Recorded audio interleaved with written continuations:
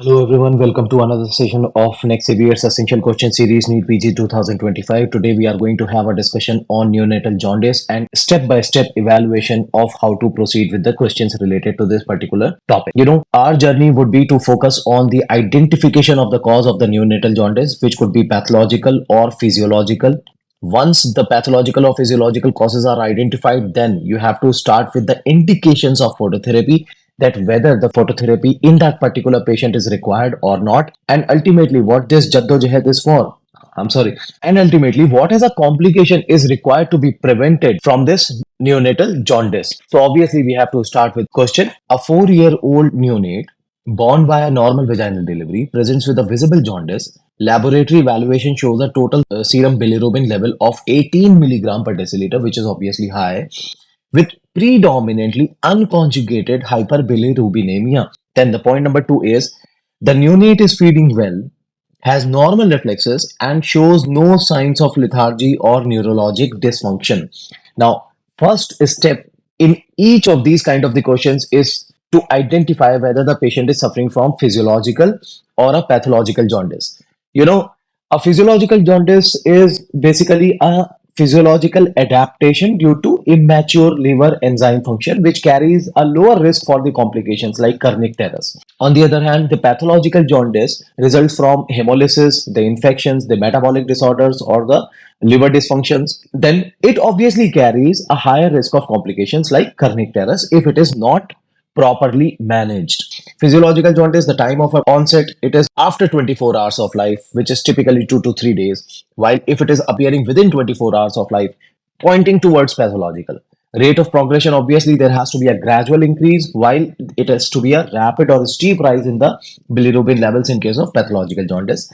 Now, the severity is usually mild to moderate. It comes under the category of high, intermediate, or a high severity. So the levels can exceed the safe threshold in case of pathological jaundice. And as far as clinical appearance is concerned, now the infant is generally well with normal feeding and activity, while in case of pathological jaundice, shows signs of illnesses such as lethargy, poor feeding, or irritability. Now, if you go back to the question, you came to know that possibly the question is asked in relation or in context to the physiological jaundice, because none of such abnormalities in the form of infections, metabolic disorders, the liver dysfunctions, or the clinical features of lethargy, poor feeding, or irritability is not at all mentioned in this question. So the question, you have identified that it is related to the physiological jaundice. That is point number one. Now, had there been a question on pathological jaundice, then they would have provided you a bunch of investigations pointing towards the cause, like the Rh incompatibility testing in case of hemolytic disease, then the blood cultures in case of neonatal sepsis as a reason for that pathological jaundice. The torch panel serology for the toxoplasmosis, the rubella, the cytomegalovirus, the herpes virus in case of the congenital infections related to torch.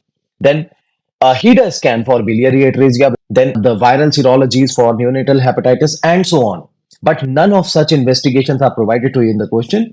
So obviously the question is related to the physiological jaundice. Now, if you go back to the question, next line is that what is the most appropriate initial management for the patient? The management of the physiological jaundice is generally conservative, focusing on the supportive care and observation. So reassurance and monitoring and ensuring adequate feeding, adequate feeding or the frequent breastfeeding. Why is it important? Because it helps promote the gastrointestinal motility and enhance the excretion of bilirubin through the stools. Phototherapy, if at all required. And finally, the follow-up. Now, what is important in the discussion of the management related to the physiological jaundice is when to initiate, or what are the specific indications for phototherapy. On a nomogram, if the bilirubin levels are found to be within the range of high intermediate risk zones or the high zones, then obviously phototherapy is needed. But not only this, what about those cases where the bilirubin level is not lying within this zone, but there is a rapid rise in the bilirubin? For example, if more than 0.5 milligram per deciliter per hour, then it becomes an indication for earlier initiation of the phototherapy. So a steep rise in the levels of the bilirubin is also an indication for the phototherapy to be initiated. So these are the two specific indications as a medical graduate you have to remember. If we go back to the question now, it becomes much easier for you to answer. In a term neonate who is 4 days of age, the total serum bilirubin level of 18 milligram per deciliter exceeds the phototherapy threshold according to the standard guidelines that we have already talked about. No complications are provided over here. So obviously the phototherapy is the first line of management to reduce bilirubin levels and prevent the kernicterus. That means the acute bilirubin encephalopathy. So answer for this question obviously is the initiation of the phototherapy. Now, why not the other options like observation alone? It is insufficient at this level. Why? Because of the high bilirubin levels. Second is that exchange transfusion is reserved for more severe cases or if the phototherapy fails. But there is no such case because they are just asking what is the next step that you have to do, and best step is the initiation of the phototherapy. And why IVIG? Because it is typically used in case of severe hemolysis, which is not responding adequately to phototherapy, and none of such conditions are provided to over here in the question. So IVIG is not the answer. Immediate exchange transfusion is not the answer, and observation also is not sufficient. Next is that as we have talked about in detail, what is the ultimate need of managing such a patient is to prevent this dreaded complication from developing, that is acute bilirubin encephalopathy. If the patient has started developing this, then what are the signs which would be provided to you in the question? We all know that kernicterus is a severe form of bilirubin induced neurological dysfunction that can present with a range of signs that evolve over time. One is lethargy and poor feeding. The infant might be unusually sleepy or difficult to arouse and show poor feeding. Other one is altered muscle tone in the form of hypotonia or in some cases hypertonia, high pitched cry, and finally the abnormal posturing. So, opisthotonus is usually provided to you in the question where there is extreme extension of the neck and back for you to identify the sign of early bilirubin encephalopathy. So this is abnormal posturing. So these are the signs which are usually kept. Now, coming on to the question, as we know that RH incompatibility is the commonest cause which is kept in your question for pathological hemolytic anemia. So, starting with the question, 5-day-old term unit born to a RH negative mother with a history of RH incompatibility presents to the neonatal intensive care unit with worsening of the lethargy, poor feeding, and a high pitched cry. On examination, the infant is irritable, exhibiting episthotonus, that means arching of the back. These are all the clinical features that we have already talked about, and shows hypertonia with exaggerated deep tendon reflexes. Now, laboratory evaluation reveals the total serum bilirubin level of 28 milligram per deciliter, which is obviously coming into the high risk zones with predominantly unconjugated hyperbilirubinemia with a positive direct Coombs test. What is the most appropriate management? So by this time, you have already recognized that in this clinical scenario, the neonate exhibit clear signs of acute bilirubin encephalopathy. So let's talk about it option by option. Like option A is continue intensive phototherapy. You know, Phototherapy is a first line management for neonatal hyperbilirubinemia, as we have already talked about. But it may not be sufficient when bilirubin levels are critically high.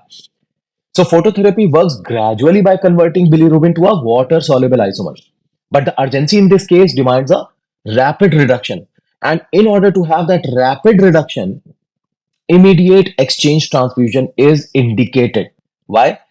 Because the procedure rapidly lowers the serum bilirubin level by replacing the infant's blood and the donor blood, thereby minimizing further bilirubin deposition in the brain and progression of the kernicterus.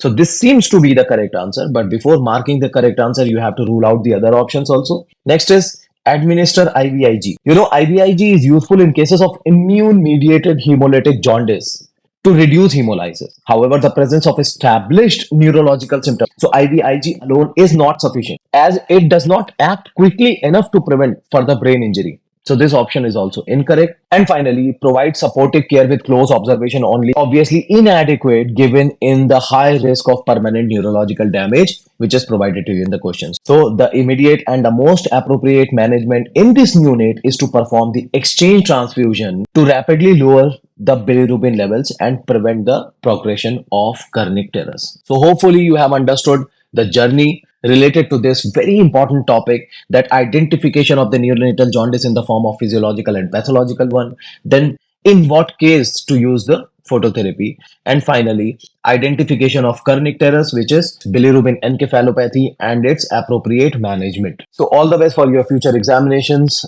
In case you do not want to miss any update, please join our Telegram group. Hope you have understood the session. Thank you very much.